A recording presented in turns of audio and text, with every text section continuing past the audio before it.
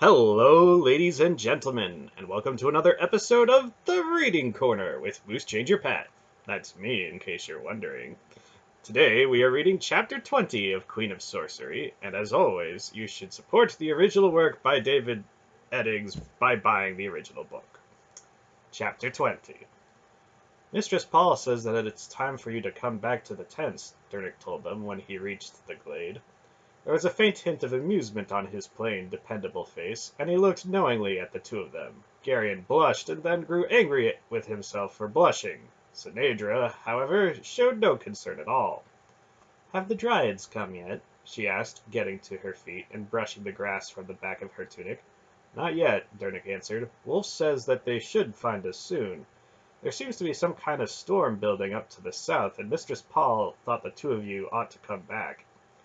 Garion glanced at the sky and saw a layer of inky clouds moving up from the south, staining the bright blue sky as they rolled ponderously northward. He frowned. "I've never seen clouds like that. Have you, Durnik?" Durnik looked up. "Strange," he agreed. Garion rolled up the two wet towels, and they started back down the stream. The clouds blotted out the sun, and the woods became suddenly very dark. The sense of watchfulness was still there. That wary awareness they had all felt since they had entered the wood, but now there was something else as well. The great trees stirred uneasily, and a million tiny messages seemed to pass among the rustling leaves. "They're afraid," Ce'Nedra whispered. "Something's frightening them." "What?" Durnik asked. "The trees. They're afraid of something. Can't you feel it?" He stared at her in perplexity. Far above them the birds suddenly fell silent, and a chill breeze began to blow, carrying with it a foul reek of stagnant water and rotting vegetation. "What's that smell?" Garion asked, looking about nervously. "Nyissa is south of here," Ce'Nedra said. "It's mostly swamps." "Is it that close?" Garion asked. "Not really," she said with a small frown. "It must be 60 leagues or more." "Would a smell carry that far?" "It's not likely," Durnik said. "At least it wouldn't be in Sandaria." "How far is it to the tents?" Ce'Nedra asked. "About half a mile," Durnik answered. "Maybe we should run," she suggested. Durnik shook his head. "The ground's uneven," he said, "and running it is in bad lights dangerous. We can walk a bit faster, though." They hurried on through the gathering gloom. The wind began to blow harder, and the trees trembled and bent with its force. The strange fear that seemed to permeate the wood grew stronger. "There's something moving out there," Garion whispered urgently, and pointed at the dark trees on the other side of the stream. "I don't see anything," Ce'Nedra said. "There, just beyond the tree with a large white limb. Is it a dryad?" A vague shape slid from one tree to another in the half-light. There was something chillingly wrong with the figure. Ce'Nedra stared at it with revulsion. "It's not a dryad," she said. "It's something alien." Durnik picked up a fallen limb and gripped it like a cudgel with both hands. Garion looked quickly around and saw another limb. He too armed himself. Another figure shambled between two trees a bit closer this time. "We'll have to chance it," Durnik said grimly. "Be careful, but run. Get the others. Now go!" Garion took Ce'Nedra's hand, and they started to run along the stream bank, stumbling often. Durnik lagged farther and farther behind, his two-handed club swinging warningly about him. The figures were now all around them, and Garion felt the first surges of panic. Then Ce'Nedra screamed. One of the figures had risen from behind a low bush directly in front of them. It was large and ill-shaped, and there was no face on the front of its head. Two eye-holes stared vacantly as it shambled forward with its half-formed hands reaching out for them. The entire figure was a dark gray mud color, and it was covered with rotting, stinking moss that adhered to its oozing body. Without thinking, Garion thrust Ce'Nedra behind him and leaped to the attack. The first blow of his club struck the creature solidly in the side, and the club merely sank into the body with no visible effect. One of the outstretched hands touched his face, and he recoiled from the slimy touch with revulsion. Desperately, he swung again and struck the thing solidly on the forearm. With horror, he saw the arm break off at the elbow. The creature paused to pick up the still moving arm. Ce'Nedra screamed again, and Garion spun about. Another of the mudmen had come up behind her and had grasped her about the waist with both arms. It was starting to turn, lifting the struggling princess from the ground, when Garion swung his club with all his might. The blow was not aimed at the head or back, but rather at the ankles. The mudman toppled backward, with both of its feet broken off. Its grip about Ce'Nedra's waist, however, did not loosen as it fell. Garion jumped forward, discarding his club and drawing his dagger. The substance of the thing was surprisingly tough. Vines and dead twigs were encased in clay, which gave it its shape. Feverishly, Garion cut away one of the arms and then tried to pull the screaming princess free. The other arm still clung to her. Almost sobbing with the need to hurry, Garion started hacking at the remaining arm. "Look out!" Ce'Nedra shrieked. "Behind you!" Garion looked quickly over his shoulder. The first mudman was reaching for him. He felt a cold grip about his ankle. The arm he had just severed had inched its way across the ground and grasped him. "Garion!" Barrick's voice roared from a short distance. "Over here!" Garion shouted. "Hurry!" There was a crashing in the bushes, and the great red-bearded Cherik appeared, sword in hand, with Heder and Manderalin close behind. With a mighty swing, Barrick cut off the head of the first mudman. It sailed through the air and landed with a sickening thump several yards away. The headless creature turned and groped blindly, trying to put its hands on its attacker.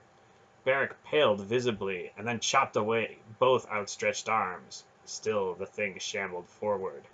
"The legs!" Garion said quickly. He bent and hacked at the clay hand about his ankle. Barrick lopped off the mudman's legs, and the thing fell. The dismembered pieces crawled toward him. Other mudmen had appeared, and Heder and Manderalin were laying about them with their swords, filling the air with chunks and pieces of living clay.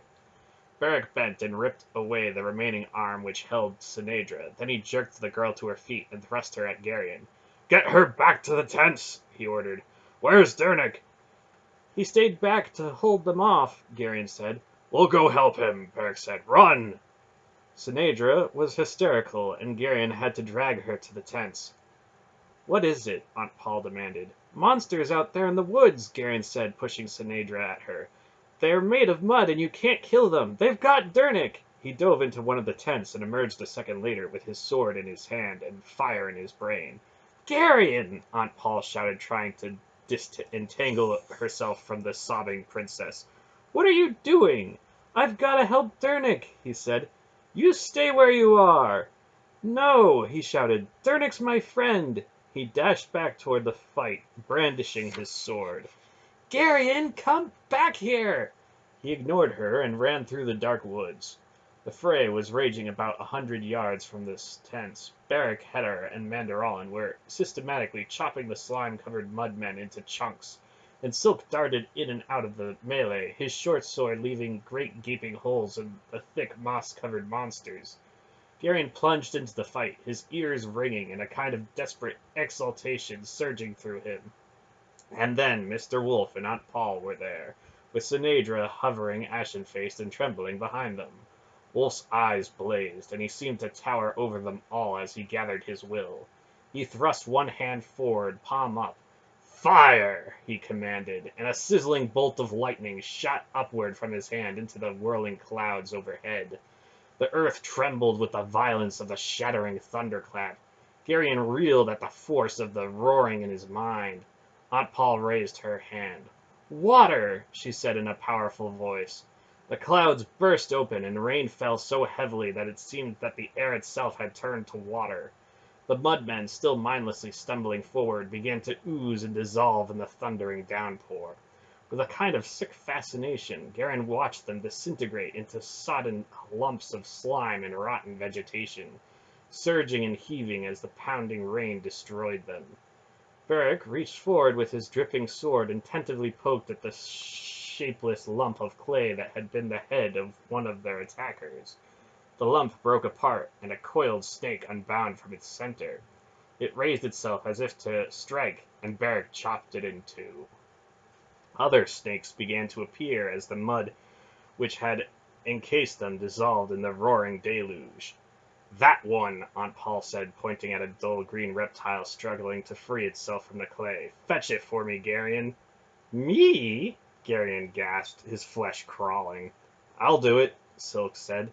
He picked up a forked stick and pinned the snake's head down with it.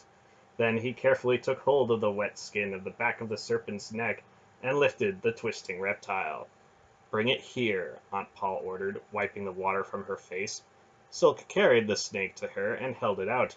The forked tongue flickered nervously, and the dead eyes fixed on her. What does this mean? She demanded of the snake. The serpent hissed at her.